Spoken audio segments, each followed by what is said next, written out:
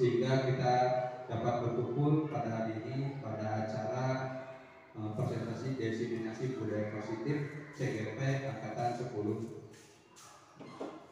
Saya di sini sebagai pembawa acara, izinkan saya untuk menyampaikan acara pada hari ini. Yang pertama yaitu pembukaan, kedua sambutan kepala sekolah, ketiga kegiatan inti, dan yang terakhir yaitu penutup.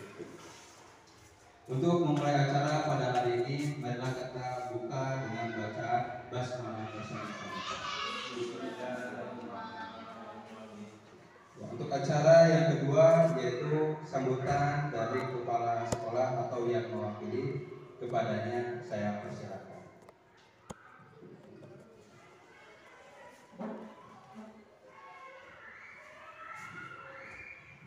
Terima kasih Bu Usman. Bismillahirrahmanirrahim. Assalamualaikum warahmatullahi wabarakatuh. Waalaikumsalam warahmatullahi wabarakatuh.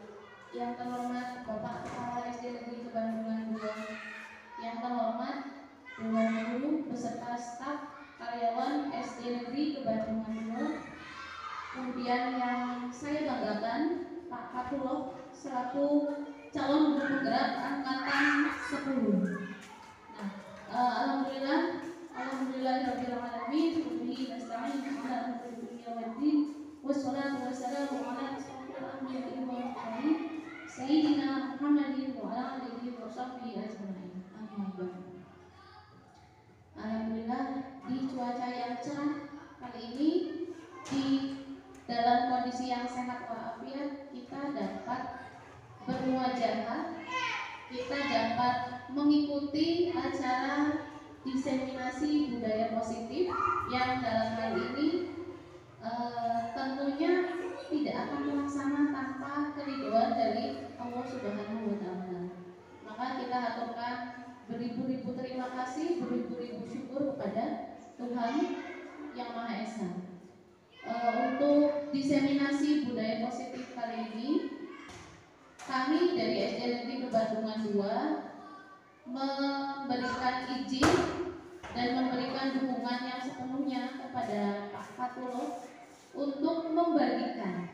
Di sini diseminasi itu intinya membagikan Bapak Ibu. Jadi Pak Fatullah ini sudah mengikuti pendidikan guru penggerak selama 2 bulan. Materi sudah dikuasai 1 modul yang terdiri dari 4 subbab. Kemudian Pak Fatullah juga sudah mencoba melaksanakan aksi nyata dari materi yang sudah dipelajari. Nah, pada kesempatan kali ini Pak Fatullah akan membagikan aksi nyatanya di modul 1 selama 2 bulan. Ini loh praktek dari apa yang sudah dipelajari dari materi PGP. Harapannya dengan adanya proses diseminasi ini, Pak Fatullah dapat memberikan pengetahuan kepada Bapak Ibu yang mungkin belum bergabung di PGP, kemudian dapat juga menginspirasi Bapak Ibu untuk terus bergerak, untuk terus berproses demi memajukan pendidikan di SD Negeri Kebandungan 2. Monggo nanti selanjutnya mudah-mudahan acara diseminasi berjalan dengan lancar, dan harapannya kali ini Pak Fatullah yang di depan sebagai CGP angkatan 10. Mungkin lain kali akan ada CGP angkatan 11, 12 dan selanjutnya dari SD Kebandungan 2. Itu ya Pak harapan kita.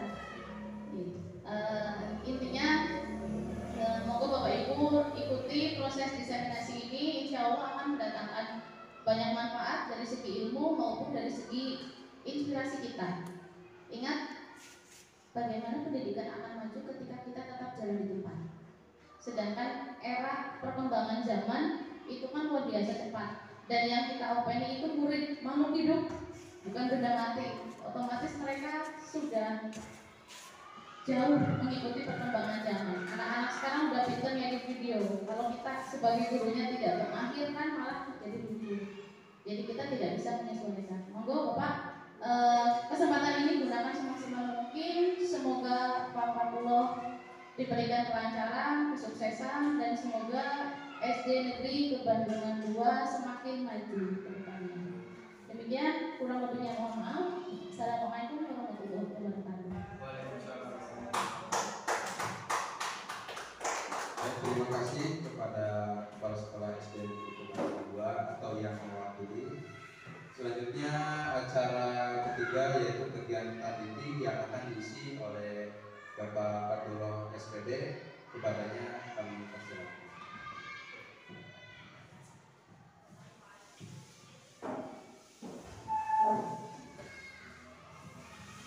Assalamualaikum warahmatullahi wabarakatuh.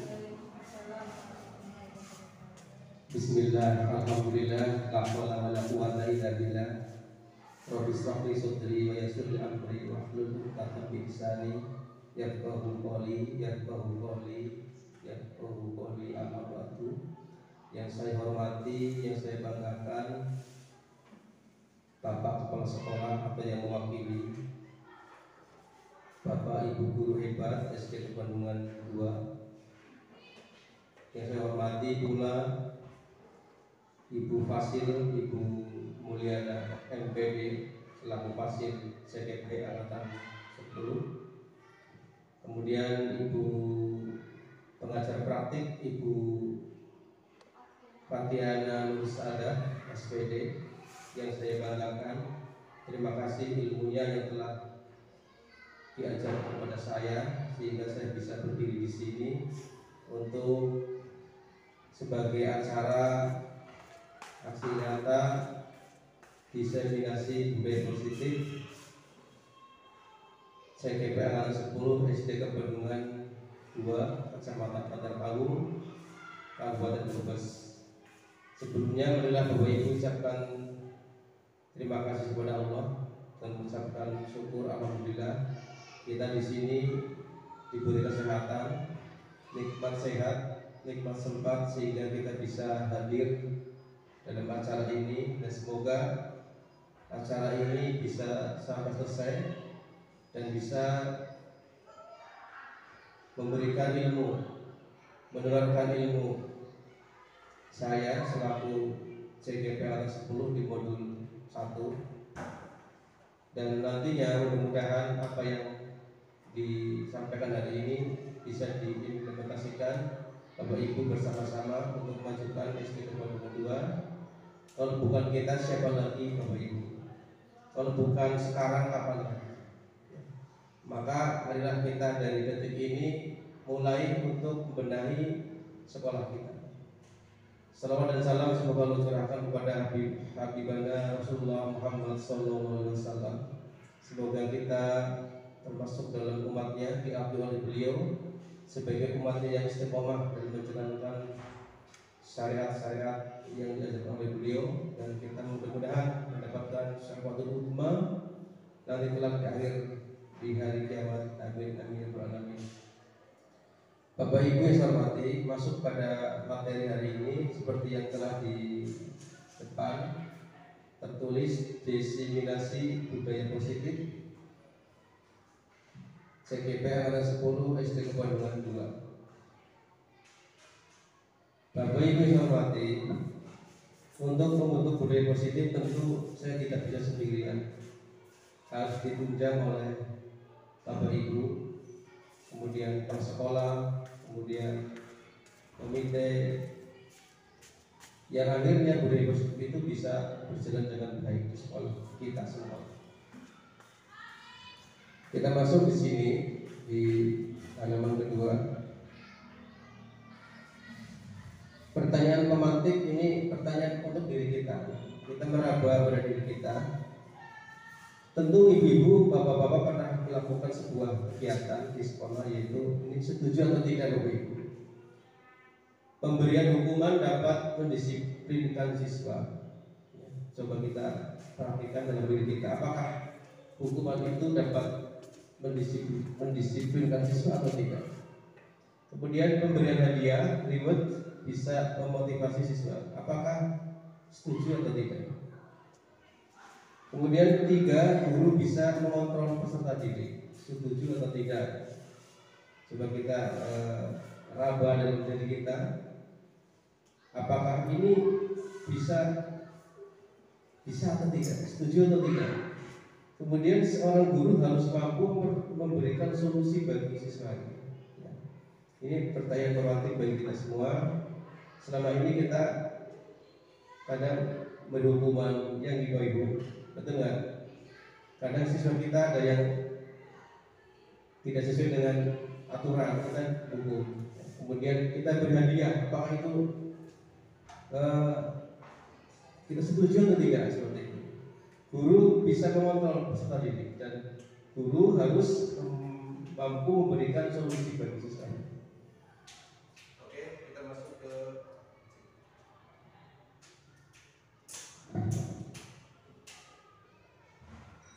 disiplin positif. Disiplin positif. Nanti selanjutnya kita lihat di sini ada disiplin positif dan nilai-nilai kebajikan universal. Perubahan paradigma belajar kita lihat di sini menurut Dr. William Glasser, teori kontrol ilusi guru mengontrol muridnya. Jadi ilusi itu berarti tidak bisa guru itu mengontrol murid.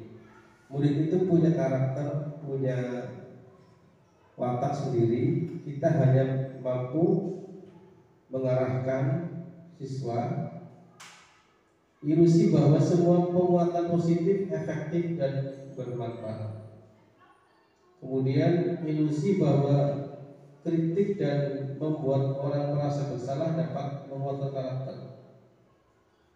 Ilusi bahwa orang dewasa memiliki hak untuk memaksa. Ini teori kontrol oleh Dr. William Glasser. Nanti setelah ini ada video teori kontrol yang bagus itu seperti apa, Bapak Ibu? Apakah sudah sesuai dengan sekolah kita atau belum? Disiplin positif dan nilai-nilai kebajikan universal. Makna kata disiplin, seseorang yang memiliki disiplin diri berarti mereka bisa bertanggung jawab terhadap apa yang dilakukannya, karena mereka mendasarkan tindakan mereka pada nilai-nilai kebajikan universal. Dalam hal ini Ki Hajar Dewantara menyatakan pertanggungjawaban atau Firan World Daily Cikut bahasa apa ya? Bahasa Belanda ya Ibu. Itulah selalu menjadi sisihannya hak atau kewajiban dari seorang yang pegang kekuasaan atau pemimpin dalam umumnya.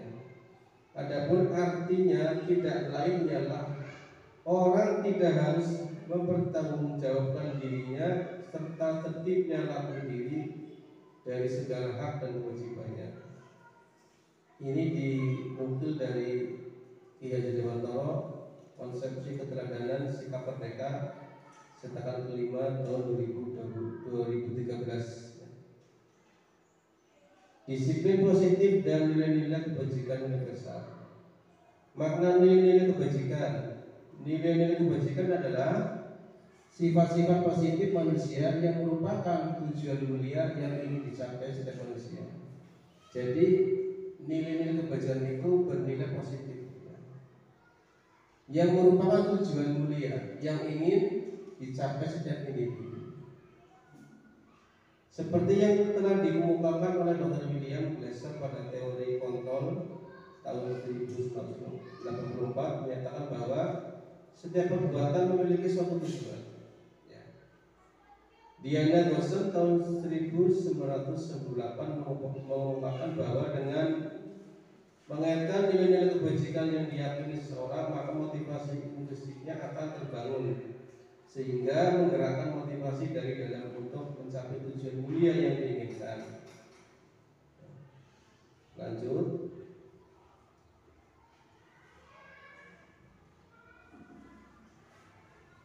Anda dan teman Anda akan melakukan kegiatan, cobalah buka. Bapak Ibu, umpamanya ini dari cerita ini coba kita perhatikan.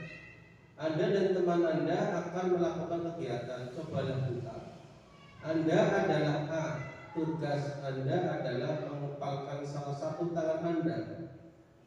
Coba Anda bayangkan bahwa Anda menyimpan sesuatu yang berharga di dalam kepala tangan Anda. Anda perlu menjaganya benda tersebut sekuat tenaga Anda, karena begitu pentingnya untuk kehidupan Anda. Tugas B rekan Anda adalah mencoba dengan segala cara untuk membuka kepala tangan Anda. Ya. Teman Anda boleh membujuk, menghadik, mengintimidasi, memarahi, menggoda dan seterusnya, agar bahkan menawarkan uang supaya membuka telapak tangan Anda. Ya. Anda punya prinsip Bapak Ibu. Prinsip itu harus dipegang secara kuat. Ya. Kita punya aturan, punya prinsip, punya budaya positif. Walaupun orang lain ingin membuka prinsip itu, kita harus kuat dengan prinsip itu. Ya. Nah ini Bapak Ibu yang dinamakan budaya positif itu, kita punya kekuatan, punya sesuatu yang indah bagi kita, terus punya prinsip yang kuat, maka kita tidak boleh orang lain menggoyangkan pikiran kita. Kita harus teguh dengan apa yang kita miliki. Nah,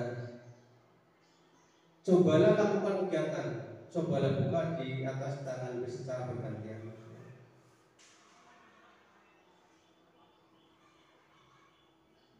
Masing-masing A dan B memiliki waktu 30 detik saja. Sesudah itu diskusikan kegiatan ini dan coba jawab pertanyaan di bawah ini secara mandiri dan diskusikan kembali dengan rekan Anda. Bandingkan jawaban Anda apakah berbeda atau sama. 1. Apakah Anda atau B membuka kepala tangan Anda? Mengapa? Apa alasan Anda atau B membuka kepala tangan Anda? Apakah Anda atau B menutup kepala tangan Anda? Mengapa? Apa alasan Anda atau B tetap menutup kepala tangan Anda? Dalam kegiatan ini sesungguhnya siapa yang memegang kendali? Bapak Ibu coba, kita punya gagasan, punya prinsip. Yang memegang kendali kita siapa? Kita sendiri atau orang lain? Kita sendiri. Nah, kita harus kuat dalam memegang itu, walaupun kita dirayu, dibujuk supaya prinsip kita itu berubah. Inilah budaya positif di sekolah kita yang harus kita kuatkan supaya kita tidak tergoyahkan oleh orang lain. Kesimpulan dalam kegiatan ini sesungguhnya yang mengepal tangan adalah yang memegang kendali atau kontrol untuk membuka atau menutup kepala tangan Anda. Pasti Bapak Ibu punya prinsip masing-masing. Ada yang berharga. Kita harus memegang erat supaya kita tidak terbuka. Kitalah yang menentukan. Kita yang merdeka, Bapak Ibu. Kita itu yang merdeka. Apa saja yang kita inginkan tanpa tekanan dari orang lain, kita bebas melakukan apapun. Dalam kegiatan ini sesungguhnya yang mengepal tangannya adalah yang memegang kendali atau kontrol untuk membuka atau menutup kepala tangan tersebut. Karena yang mengepal tangan membayangkan bahwa yang dikepal adalah benda yang sangat berharga dalam hidupnya, sehingga yang berupaya melindunginya walaupun dengan ujian atau hambatan apapun yang menghadapinya atau yang menghadang. Kita pegang apa yang kita miliki, walaupun orang lain merayu, bahkan mungkin menawarkan uang untuk kita. Nah sekarang motivasi perilaku manusia. 3 motivasi perilaku manusia. Bapak Ibu yang saya hormati, kita melihat anak itu melakukan sesuatu karena 3 hal. 1. Menghindari ketidaknyamanan atau hukuman. Begini anak-anak, kadang kita sering begini. Anak-anak memakai baju lengkap, pakai dasi, pakai sepatu, turun dan sebagainya. Itu anak itu melakukan seperti itu kenapa? Bisa karena takut atau dihukum, ya kan? Iya, perilaku manusia itu rapi, berpakaian, dimasukkan bajunya, pakai sepatu. Itu mereka melakukan itu karena ingin menghindari hukuman. Takutlah nanti dimarahi Pak Guru. Itu manusia seperti itu, siswa kita seperti itu. Itu motivasi siswa itu karena menghindari hukuman, jadi mereka rapi. Yang kedua, untuk mendapatkan imbalan atau penghargaan dari orang lain. Ada orang rajin sekali belajar, rajin, terus dia itu menonjol di kelasnya, ya, itu bisa seperti itu karena ini dapat imbalan. Bisa terjadi, bisa, ya. Ini motivasi manusia seperti itu. Satu, terhindar dari hukuman. Kedua, anak itu bisa berprestasi karena ingin dapat penghargaan dan imbalan. Yang ketiga apa yang kita bahas hari ini? Untuk menjadi orang yang mereka inginkan dan menghargai diri sendiri dengan nilai-nilai yang mereka percaya. Pada poin 1 dan 2 Bapak Ibu, itu mereka seperti itu rapih, ya. Itu karena faktor dari luar. Ya Bapak Ibu. Dia itu rapi, rajin berangkat karena faktor dari luar, dari gurunya. Sedangkan nomor 3 itu dia rapi, rajin, pintar dan sebagainya, ingin menjadi yang mereka inginkan dan menghargai diri sendiri dengan nilai-nilai yang mereka percaya. Ini yang perlu dikembangkan di sini. Anak tidak ada hukuman pun mereka rapi, anak tidak ada penghargaan pun mereka rapi. Ini yang diharapkan. Jadi faktor ini yang dari dalam diri itu tumbuh pada diri anak. Ini yang menjadi target. Ya, kita begini. Kalau ini tumbuh, ya Bapak Ibu nggak usah repot-repot. Tidak usah beri hukuman, tidak usah beri penghargaan pun anak-anak pasti akan dengan sendirinya akan disiplin. Ini. Jadi tanamkan pada diri anak menghargai diri sendiri dengan nilai-nilai yang mereka percaya. Nilai-nilainya apa? Ya nilai-nilai yang sudah kita tetapkan di keyakinan kelas. Di kelas kan kita punya peraturan, punya aturan-aturan itu. Mereka mempercayai, meyakini bahwa nilai inilah yang akan membuat mereka menjadi orang yang hebat. Ini yang perlu ditengahkan Bapak Ibu. Dan ini sulit karena ini butuh proses yang panjang. Selanjutnya Bapak Ibu, untuk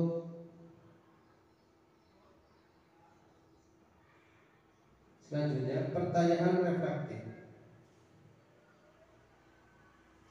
Irfan kurang menguasai pelajaran matematika sehingga pada saat pelajaran tersebut berlangsung dia lebih banyak berdiam diri atau menggambar di pelajaran. Ini ada sebuah cerita, Irfan itu nggak suka matematika sehingga ketika belajar matematika Irfan itu menggambar. Kan ada yang Bapak Ibu di sekolah kita sedang menulis menghitung, kita lihat, sedang apa? Lagi gambar. Berarti anak ini tidak suka dengan matematika. Pada saat guru matematikanya, Pak Seno menanyakan pertanyaan Irfan menjadi gugup dan tak sengaja menjatuhkan tasnya di kursi, serta tiba-tiba menjadi gagap pada saat berupaya menjawab. Seluruh kelas pun tertawa melihat perilaku Irfan yang bicara tergagap dan terkejut tersebut. Pak Seno pada saat itu memberikan teman-teman Irfan menertawakan Irfan yang tergagap dan malu luar biasa, dan malahan minta Irfan untuk maju ke depan dan berdiri di depan kelas sambil menunjuk hidungnya karena tidak bisa menjawab pertanyaan Pak Seno. Ini kejadian ini kadang kita sering melihat, ya. Kelas semakin gaduh dan anak-anak pun tertawa melihat Irfan di depan kelas memegang ujung hidungnya. Ini fenomena seperti itu. Itu kira-kira bagus nggak Bapak Ibu? Ketika ada anak yang tidak bisa, kemudian kita suruh maju. Tidak. Kenapa? Anak menjadi makhluk. Berarti konsep seperti ini harus dihilangkan dalam pendidikan itu. Ya. Nanti akan terekam Bapak Ibu. Coba Bapak Ibu pernah dulu waktu SD pernah dipukul, ya, dihukum sampai lari keliling halaman sekolah. Ada yang berdiri di apa yang namanya di res, ya, sampai pulang. Itu pasti teringat dan menimbulkan apa Bapak Ibu dalam hati anak itu? Menimbulkan rasa kira-kira suka nggak dengan gurunya? Enggak kan? Nah ini terjadi di kita dulu waktu kita SD, ya kan? Kita SD seperti ini. Saya juga pernah waktu tidak olahraga ya Bapak Ibu. Saya pernah disuruh olahraga sampai jam 12 siang gara-gara nggak ikut senam. Saya di kelas itu waktu itu di kelas ketahuan satu kelas nggak ikut senam Ibu. Terus disuruh baris di halaman sekolah. Karena kamu nggak ikut olahraga, hukumannya apa? Hukumannya kamu olahraga sampai jam 12 siang. Bayangkan itu. Itu sampai sekarang teringat, sampai sekarang. Maka jangan kita ulangi lagi. Jadi pendidikan itu, hukuman itu bagus apa tidak? Betul.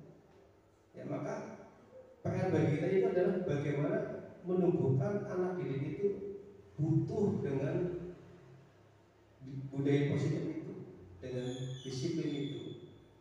Yang dibutuhkan itu mengembangkan anak itu dalam artinya bahwa disiplin positif itu mereka perlukan untuk mengembangkan nilai-nilai itu Bapak Ibu. Ini dalam kurikulum Merdeka seperti itu. Jadi warisan dulu itu kita warisan Belanda, apa dulu. Nah, apa itu hukuman Bapak Ibu? Hukuman itu bersifat tidak terencana. Misalkan kita lihat anak-anak ribut di kelas ribut, kamu hukum keluar bersihkan WC. Ya, nah seperti itu Bapak Ibu kita seperti itu ya. Nah itu sebetulnya bersifat tidak terencana hukuman itu. Guru melakukan sesuatu itu karena guru itu sendiri, ya spontanitas, bersifat satu arah. Guru ke siswa, hukum berdiri, hukum nulis. Dulu waktu kita SMA ya Bapak Ibu, ingat nggak ketika kita telat masuk, disuruh masuk ke perpustakaan, kita lihat, kita tulis sampai 100 kali ya. Saya berjanji tidak akan terlambat lagi, ya kan Bapak Ibu? Saya berjanji tidak akan terlambat lagi. Itu sampai berapa baris menghabiskan satu poin. Ini dulu. Sekarang ternyata pendidikan itu kurikulum Merdeka tidak seperti itu. Jadi anak-anak itu pandangannya beda. Nanti akan diperlihatkan video bagaimana pandangan siswa yang bermasalah. Kemudian apa itu konsekuensi? Beda dengan konsekuensi, lebih bagus lagi konsekuensi. Konsekuensi ini begini. Contohnya ketika kita awal pelajaran di kelas Bapak Ibu, kita berikan konsekuensi pada anak-anak. Yuk kita anak-anak bikin kesepakatan yuk, kesepakatan kelas. Kita mengerjakan PR, ya. Kalau tidak bagaimana? Ya, dibagi-bagi bagaimana yuk anak-anak kalau tidak mengerjakan PR. Ini Pak Guru, kalau tidak mengerjakan PR nanti berdiri ya gitu. Itu namanya konsekuensi. Jadi dua arah, siswa dengan murid itu berembuk apa yang akan didapatkan ketika tidak mengerjakan sesuatu. Kalau tidak pakai hashtag bagaimana? Ya, sepakat mas. Itu konsekuensi. Nanti ketika tidak pakai hashtag, nah itu kita konsekuensinya. Ini Pak Guru, saya harus kas 1000. Nah itu konsekuensi. Jadi tidak satu arah, kalau sudah kesepakatan bersama siswa dengan guru, itu konsekuensi. Nah ini penting bagi guru untuk melakukan. Ini lebih parah, hukuman itu lebih parah daripada konsekuensi. Kalau konsekuensi kita dua arah, guru dengan siswa bikin aturan bersama di awal ajaran baru seperti itu. Nah kemudian, ini dalam kurikulum Merdeka itu diajarkan restitusi, Bapak Ibu. Ya, restitusi ini adalah proses menciptakan kondisi bagi murid untuk memperbaiki kesalahan mereka sehingga mereka bisa kembali pada kelompok mereka dengan karakter yang lebih kuat. Ini restitusi juga merupakan proses kolaboratif yang mengajarkan murid untuk mencari solusi untuk masalah mereka dan membantu murid berpikir tentang orang seperti apa yang mereka inginkan dan bagaimana mereka harus memperlakukan orang lain. Nah, ini yang baik seperti ini, seperti kemarin saya praktekkan. Ketika anak-anak terlambat sekolah, itu kita panggil, kemudian kita tanyakan alasannya apa, menstabilkan, ya, menstabilkan kasusnya. Kemudian ditanya kepada anaknya bahwa betul tidak yang kamu lakukan itu, benar nggak kira-kira? Kita pancing hatinya. Usaha Pak Guru, terus bagaimana nanti kamu? Saya nggak akan mengulangi lagi. Nah ini seperti inilah yang diharapkan oleh kurikulum merdeka ini dalam menangani kasus anak yang menyimpang dari aturan. Kebutuhan dasar manusia, ini Bapak Ibu, seperti kemarin telah disampaikan, kebutuhan dasar manusia itu adalah ada 5, yaitu kebutuhan untuk bertahan hidup, ya, seperti makan, minum, tidur, rumah. Kita punya istri atau suami, itu kebutuhan dasar manusia, kebutuhan untuk bertahan hidup. Punya keturunan, itu juga kebutuhan bertahan hidup. Ini manusia itu butuh dengan itu, ya. Kemudian manusia butuh kasih sayang. Coba ibu-ibu pasti butuh kasih sayang orang tua, kasih sayang teman sejawat, ya kan Bapak Ibu? Iya, kasih sayang istri atau suami, anak dan seterusnya, itu butuh. Kita itu butuh itu. Coba kalau kita dengan teman, dengan tetangga, dengan suami istri, kita tidak punya rasa kasih sayang. Sungguh hidup ini menjadi apa ya? Tidak menyenangkan, Bapak Ibu. Kemudian kita butuh juga kesenangan, Bapak Ibu. Kita butuh rekreasi, kita butuh hiburan. Ini manusia itu butuh ini. Kemudian manusia butuh kebebasan. Coba Bapak Ibu kalau dikekang, sakit tidak? Sakit, nggak enak ya Bapak Ibu. Kita butuh kebebasan. Kita bebas untuk melakukan tindakan tanpa ada paksaan dari orang lain. Ini butuh kebebasan Bapak Ibu. Kemudian kita butuh power, penguasaan. Ketika kita hidup, kita butuh penguasaan, kemampuan. Coba Bapak Ibu, kita menjadi guru itu butuh penguasaan materi, butuh metodologi, butuh metode belajar. Kita butuh penguasaan itu. Ketika kita nggak menguasai materi, coba bayangkan, kita mendidik anak tidak menguasai materi, apa yang terjadi? Anak tidak bisa. Kita harus menguasai materi, kemudian kita menyampaikan kepada anak. Kita butuh itu. Nah, Bapak Ibu yang saya hormati, nah, posisi kontrol resolusi, Bapak Ibu, saya akan melihat, memperhatikan video 5 posisi kontrol, Bapak Ibu. Dalam diri kita itu, apakah kita di bagian yang mana, Bapak Ibu? Coba kita lihat, ada videonya, kita lihat video. Oh, itu udah berapa menit? Coba kita lihat, Bapak Ibu. Kita refleksi pada diri kita. Kita itu sudah di bagian yang mana, Bapak Ibu?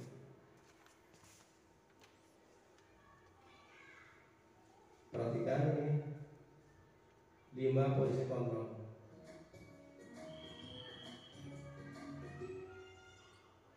Salam bahagia Ibu dan Bapak guru hebat. Dalam penerapan disiplin positif restitusi, salah satu program yang dikembangkan adalah 5 posisi kontrol. 5 posisi kontrol dalam restitusi adalah proses perjalanan seorang pendidik agar dapat mengenali dirinya. Pada video kali ini, kita akan membahas tentang 5 posisi kontrol yang dikembangkan untuk melihat 5 posisi kontrol itu, semoga kita bisa menginspirasi bagi kita. Video ini penting bagi kita, Bapak Ibu. 5 posisi kontrol itu adalah: 1. Posisi penghukum. 2. Posisi pembuat merasa bersalah. 3. Posisi teman. 4. Posisi pemantau atau monitor. Dan 5. Posisi manajer. Untuk lebih memahami kelima posisi tersebut, mari kita saksikan kasus Naren yang terlambat hadir 20 menit di sekolah dan melihat bagaimana kelima posisi kontrol dalam menghadapi masalah tersebut. Ini sebagai penghukum, guru seperti itu. Penghukum, ya.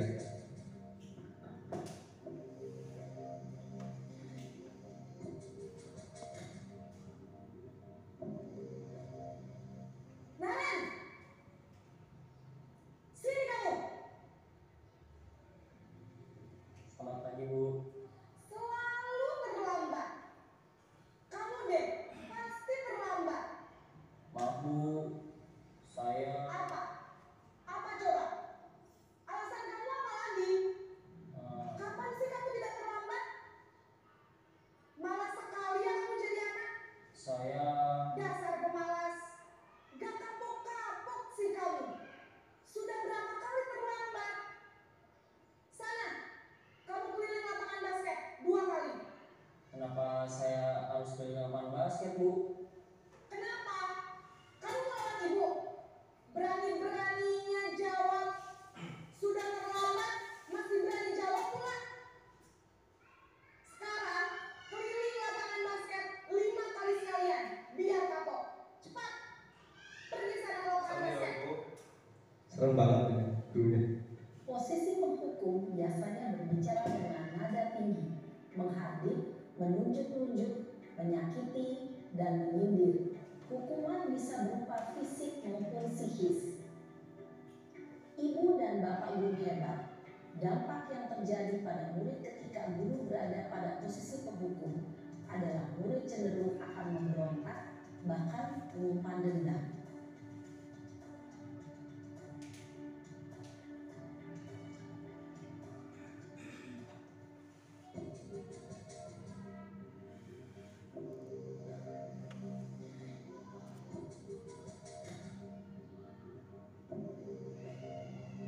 Naren!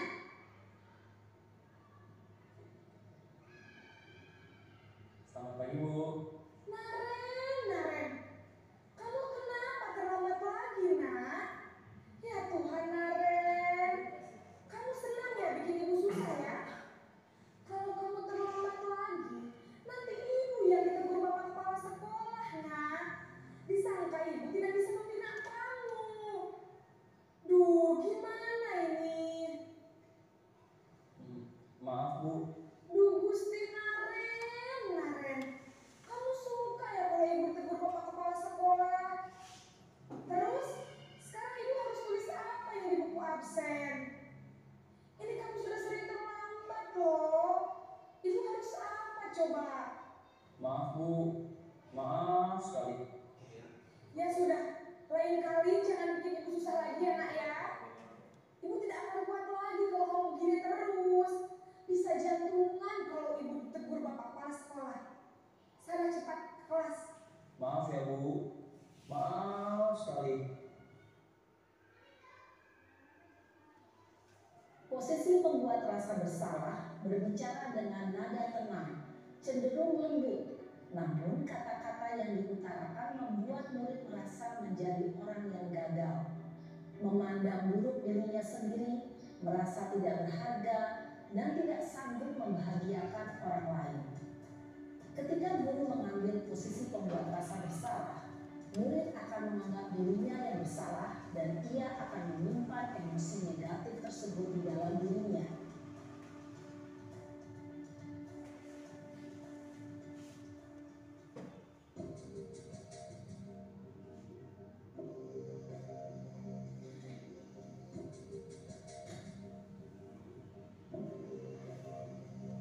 Naren!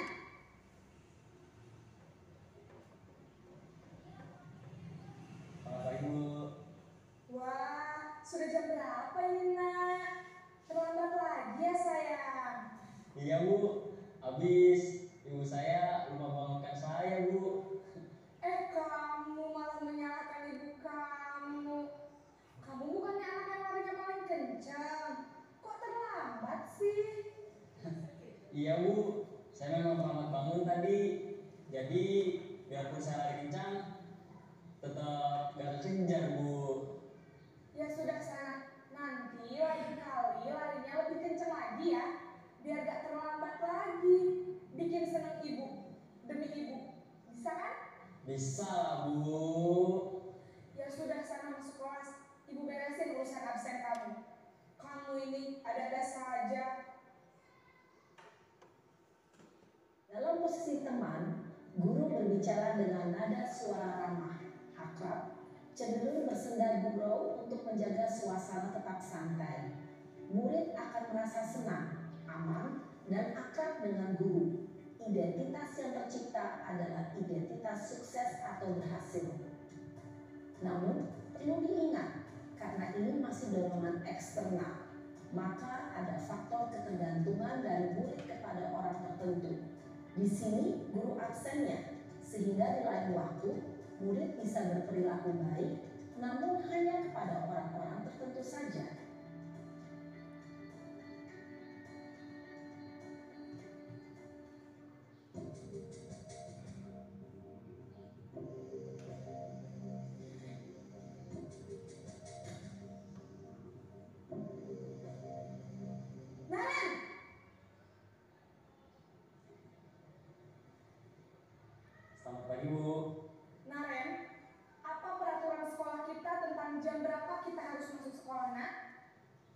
kita harus di sekolah jam 7, Bu. Iya betul, sekarang sudah jam 7.20. Naren sudah tahu konsekuensinya jika terlambat hadir. Paham, Bu?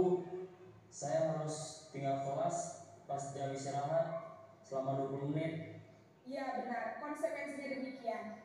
Jadi nanti jam 9.30 pas istirahat, kamu harus tinggal di kelas, kerjakan tugas tambahan untuk ketertinggalan kamu, ya? Baik, Bu. Posisi pemantau mengandalkan penghitungan atau data untuk mengontrol murid. Guru mengarahkan murid berdasarkan peraturan dan konsekuensi. Seorang pemantau menunjukkan bahasa tubuh dan ekspresi wajah yang datar dan cenderung formal.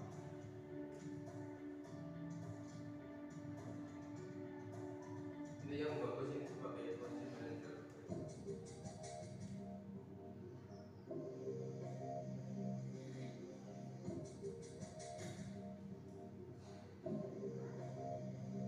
Naren!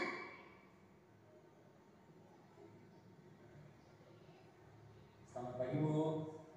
Selamat pagi Naren. Maaf, Bu. Saya terlambat. Iya, sekolah masuknya jam 7, sekarang sudah jam 7.20. Jadi sekarang bagaimana nih Naren? Maaf, Bu. Saya lupa setel alarm saya semalam. Baiklah, menurut kamu, keyakinan sekolah yang mana yang perlu kamu tingkatkan? Menghargai diri sendiri dan orang lain mungkin ya, Bu. Setuju. Jadi, apakah Naren meyakini prinsip saling menghormati tersebut? Iya, Bu. Saya meyakininya. Apakah Naren bersedia memperbaiki masalah keterlambatan ini? Bersedia, Bu. Bagaimana kamu akan memperbaiki masalah keterlambatan ini? Saya akan coba untuk tidak lupa menyetel alarm saya, Bu.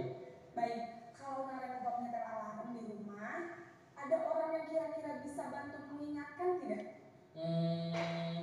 Ada, Bu. Kakak saya, Kak Emma. Ada lagi selain Kak Emma? Selain Kak Emma, ada ibu saya. Baik, jadi yang mengingatkan Naren adalah Kak Emma dan ibu kamu ya? Kira-kira akan mulai start alarm kapan nih Naren? Setelah pulang sekolah, akan segera saya lakukan. Baik, jadi Naren akan setel alarm untuk bangun besok pagi dan akan diingatkan oleh kakak dan ibunda Naren ya. Ada lagi yang mungkin perlu dilakukan Naren agar tidak terlambat bangun lagi. Tidak ada, Bu. Baik Naren, terima kasih untuk kerjasama kamu. Sekarang kamu perlu kembali ke kelas untuk belajar. Baik, Bu. Terima kasih. Posisi manajer adalah posisi kontrol yang disarankan untuk membimbing murid memiliki sikap disiplin yang positif, yaitu murid yang mandiri, bertanggung jawab, dan dapat memecahkan masalah. Tujuan dari posisi ini adalah agar murid dapat berefleksi atas tindakannya. Guru akan dengan tulus memberikan pertanyaan-pertanyaan bermakna, sehingga membuat murid dapat belajar dari kesalahannya dan mencari sebuah solusi untuk menyelesaikannya. Ibu dan bapak guru hebat, setelah mengamati adegan kelima posisi kontrol tadi, kira-kira posisi mana yang paling ideal? Posisi mana yang dapat menunjang motivasi intrinsik murid? Ya, tentu posisi manajer. Posisi ini memang posisi ideal dan ingin dituju setiap pendidik. Pada posisi inilah, guru dapat menerapkan disiplin positif yang berpihak pada murid, yang memerdekakan murid. Perjalanan seorang pendidik tentunya tidak mudah untuk sampai pada posisi seorang manajer. Namun, tujuan kita pasti, yaitu menciptakan murid-murid yang mandiri, merdeka, dan bertanggung jawab. Semoga penggambaran 5 posisi kontrol yang telah diperlihatkan ini dapat menjadi ajang refleksi bagi kita semua, agar dapat terus mengasah dan menerapkan disiplin positif yang memerdekakan murid. Mari terus berlatih dan bersemangat. Selamat menerapkan. Salam dan bahagia Ibu dan Bapak Guru hebat.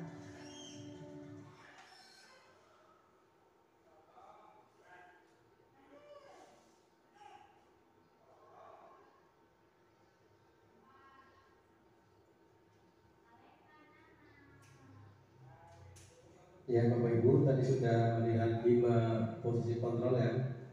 Ini menginspirasi bagi kita di video itu. Ternyata kita kadang sebagai penghukum ya Bapak Ibu, kita harus mengakui itu. Kadang kita membuat guru yang membuat siswa itu menjadi merasa bersalah. Kemudian kita kadang dengan siswa seperti teman. Dan kadang kita sebagai pemantau dan ini yang manajer ini yang jarang dilakukan Bapak Ibu. Maka inilah yang menjadi tantangan bagi kita, bagaimana supaya posisi kontrol manajer itu kita terapkan pada di sekolah kita. Supaya apa? Anak tumbuh berkembang sesuai dengan kodratnya, mereka bahagia. Ya. Tujuan pendidikan itu adalah sesuai dengan Kiai Dewanto adalah menjadikan siswa itu bahagia setinggi-tingginya, tidak ada tekanan, mereka merdeka seperti itu. Ini kurikulum merdeka seperti itu Bapak Ibu. Jadi filosofis PhD yang Dewanto kemudian diaplikasikan dengan tingkat-tingkat seperti ini, dan nantinya siswa itu menjadi orang yang merdeka, tidak takut dengan siapapun, mereka mandiri, bebas untuk belajar. Bukan kurikulum merdeka itu bebas apapun. Inilah artinya seperti itu Bapak Ibu. Semoga ya tadi video ini bermanfaat bagi kita semua. Nah, setelah kita lihat video itu, kemudian kita nanti ketika ajaran baru bikin keyakinan kelas Bapak Ibu. Ya, keyakinan kelas itu mengapa tidak peraturan? Kalau keyakinan kelas ini akan muncul dari kesadaran anak Bapak Ibu, sudah yakin. Kalau peraturan kelas itu kita bikin aturan dengan siswa dan guru, dan kalau kalau guru tidak ada kan kadang-kadang ini melanggar begitu. Ini peraturan. Nggak ada gurunya, baju dikeluarkan. Nah ini nggak keyakinan siswa bukan. Nggak ada gurunya, anak-anak di kelas ribut sendiri. Ini peraturan. Tapi kalau keyakinan, anak-anak itu merasa bahwa mereka belajar butuh. Mereka memperhatikan gurunya itu kebutuhan. Mereka di sekolah disiplin kebutuhan. Inilah yang menjadikan kita bagaimana membentuk keyakinan kelas atau sekolah. Paham ya Bapak Ibu untuk keyakinan dan peraturan. Kemudian, nah ini tadi sudah saya jelaskan mengapa keyakinan, mengapa tidak peraturan kelas. Ya. Kalau peraturan itu mereka bisa jalan karena ada gurunya, ya, takut dihukum dan seterusnya. Tapi kalau keyakinan ini mereka berjalan melakukan kegiatan yang mereka sudah yakin dengan kegiatan itu. Dari dalam tubuhnya, dalam hatinya sudah yakin. Jadi mereka mengenai gurunya pun mereka jadi orang baik begitu. Disiplin positif itu akan terjadi. Nah ini keyakinan kelas itu contoh di kelas 1 jujur, anak jujur, bertanggung jawab, ya, PR dikerjakan, disiplin, anak-anak berangkatnya tepat waktu, menjaga kebersihan, ya ini keyakinan baik bahwa kebersihan itu adalah kebutuhan bagi kita semua. Ya, ini bikin keyakinan kelas. Sopan santun dengan gurunya, tidak hanya dengan guru, dengan antar siswa pun kita bentuk anak-anak yang sopan santun, apalagi dengan kedua orang tuanya. Itu gotong royong ini diperlukan. Gotong royong ini contohnya adalah kalau di kelas adalah ketika ada anak sakit kita jenguk mereka. Ini gotong royong. Kemudian membersihkan sampah, gotong royong, bersama-sama membersihkan sampah di halaman, di kelas, gotong royong. Ini tanamkan keyakinan ini di kelas masing-masing. Saya contoh kelas 1 Bapak Ibu. Kemudian kita beri Bapak Ibu. Ada satu breaking yang kita berdiri sebentar Bapak Ibu.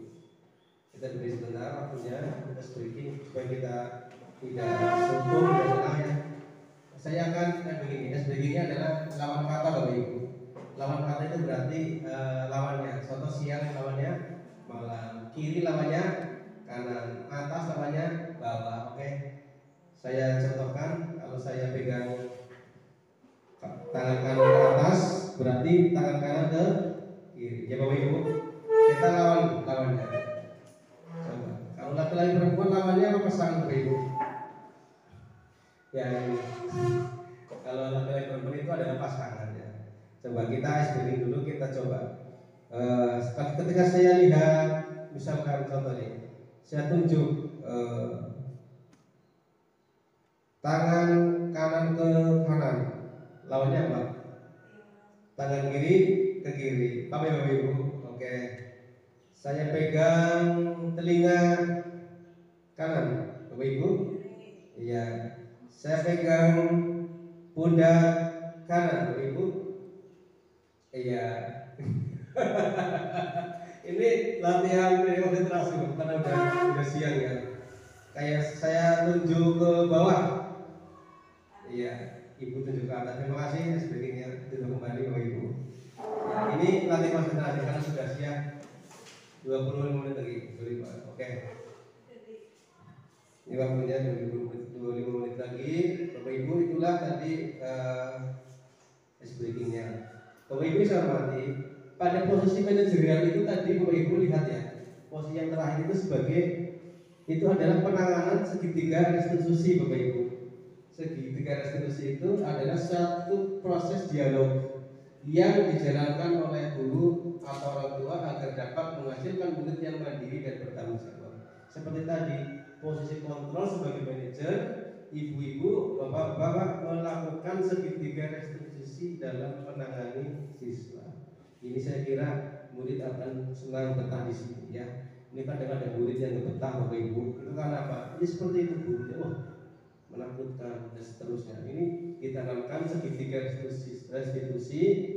Ini membentuk murid yang bertanggung jawab dan mandiri. Nah, ini segitiga restitusi itu ada segitiga seperti ini Bapak Ibu. Ketika kita menghadapi masalah Bapak Ibu, kita pertama adalah menstabilkan identitas. Kayak gini, misalnya ada anak terlambat atau nggak pakai baju atau buang sampah tidak di tempatnya, kita panggil. Jangan kita menunjukkan muka yang menakutkan, tapi ditanyakan, ya, kita stabilkan identitasnya. Nah, kamu bukan satu-satunya yang pernah melakukan ini. Berarti kan anak tenang. Bukan kamu saja yang seperti itu, ada orang lain. Nah, ini bentuk menstabilkan. Jadi mereka tidak takut. Tidak kamu saja ya yang melakukan ini, tapi banyak. Nah, ini berarti guru itu tidak menekan. Kemudian setelah itu ibu-ibu bisa bertanya, kamu tentu punya alasan kenapa kamu membuang sampah sembarangan. Ya.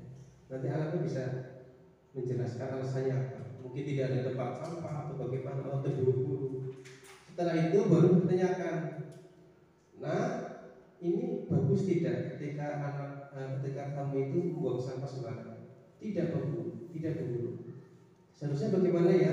Seharusnya saya membuang sampah di tempatnya. Terus kapan kamu akan melakukan itu? Anak pas menjawab, besok Pak Guru saya akan membuang sampah di tempatnya, kayak gitu ya. Jadi anak-anak tidak takut dengan gurunya, tidak kemudian marah sampai matanya merontok dan seperti itu ya. Kita selalu saja Bapak Ibu, karena kita juga di sini adalah sebagai pendidik, kita dididik anak ya. Anak dari wali murid kita didik dengan benar. Janganlah memberikan efek pada hati anak itu sesuatu yang tidak baik. Janganlah kita memberikan tulisan pada diri anak itu, hati mereka itu tertanam dalam otaknya. Aduh, saya waktu di Bandungan dulu, waktu di SD pernah di jangan ya. Karena saya juga merasakan seperti itu dulu, dan yang sudah berlalu kita hadapi, kita mulai dari detik ini kita menangani siswa supaya mereka tumbuh kembang dengan sempurna, tidak ada tekanan dari gurunya atau orang lain. Berikanlah anak menjadi anak-anak merdeka Bapak Ibu. Ada pertanyaan Bapak Ibu? Satu saja cukup atau pertanyaan bebas Bu Dian, Bu Tia, Pak Ibi terkait dengan materi ini? Bebas, ayo. Sebelum kesimpulan ada pertanyaan, Pak Ibi? Biar kemudian Pak Wisnu bertanya, Pak, bebas Pak, ya. Pertanyaan Pak Wisnu? Pertanyaan? Tidak. Ya, kemudian ada satu aja boleh, kalau kemudian.